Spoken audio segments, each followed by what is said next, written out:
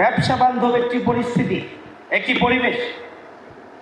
নিশ্চয় আপনারা খেয়াল করেছেন, এখানে আইনি প্রতিবন্ধকতা রয়েছে।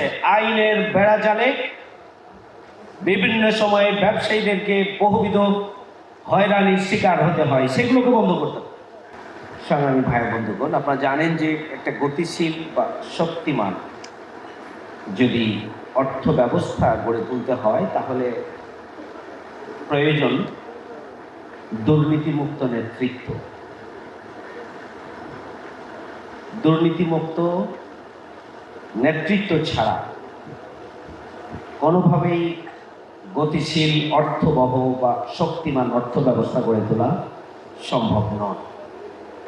আমাদের যে এফবিসিসিআই, বিকেএমইএ বা বিজিএমইএ বা চেম্বার সব দুর্নীতিতে আকণ্ঠ নিমজ্জিত ব্যক্তিবর্গ এখানে নেতৃত্ব দিচ্ছে।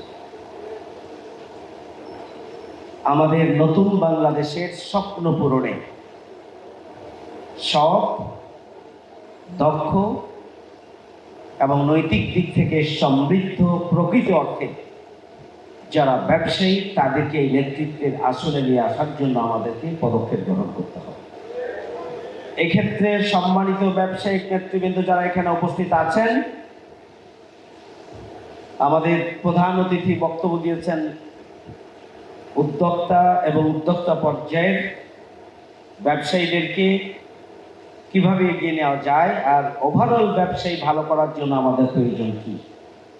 মানে এখানে খুবই প্রতিষ্ঠিত ব্যবসায়ীরাও যারা এখানে আছেন, আমি তাদের প্রতি দৃষ্টি আকর্ষণ করছি যে নিজ নিজ অঙ্গনে আপনাদেরকে সেইভাবে এগিয়ে আসার জন্য পরিকল্পিতভাবে ভূমিকা পালন করতে হবে।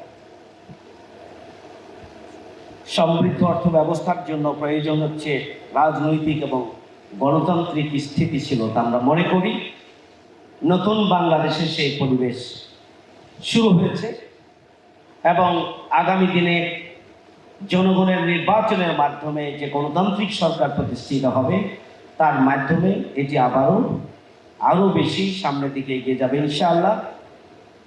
এই ধরনের একটি গতিশীল অর্থ ব্যবস্থা বা শক্তিমান অর্থ ব্যবস্থা গড়ে তোলার জন্য 3 নম্বর এবং খুবই গুরুত্বপূর্ণ হচ্ছে যে গণতান্ত্রিক চর্চার একটি বাংলাদেশ, যেখানে স্বাধীন মতো কথা বলা, মত প্রকাশের, কার্যক্রম পরিচালনা করার যেখানে সুযোগ থাকবে এবং গণতন্ত্রের সব সূচকগুলো যখন কার্যকর থাকবে, সেই পরিবেশে ব্যবসায়ীরা উপকৃত হতে পারবেন।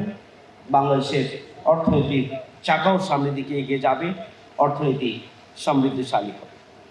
এই জন্য প্রয়োজন হচ্ছে ব্যবসা বান্ধব একটি পরিবেশ, যেটা বিগত 16 বছরে ব্যবসা বান্ধব কোনো পরিবেশ বাংলাদেশে ছিল না।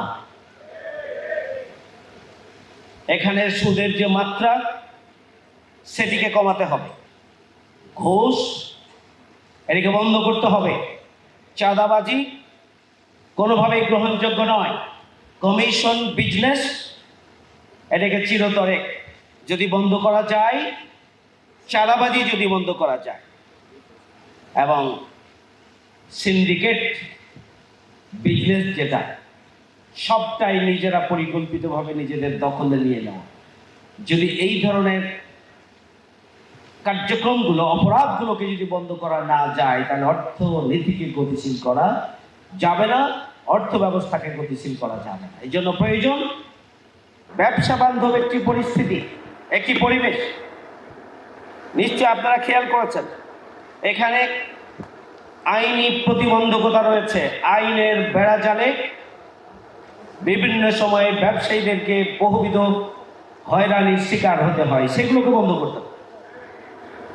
এখানে ট্যাক্স এবং ভ্যাটের নামে একটা বড় ধরনের নির্যাতন আছে, সেই নিপীড়ন বন্ধ করার জন্য রাষ্ট্রকে পদক্ষেপ গ্রহণ করতে হবে।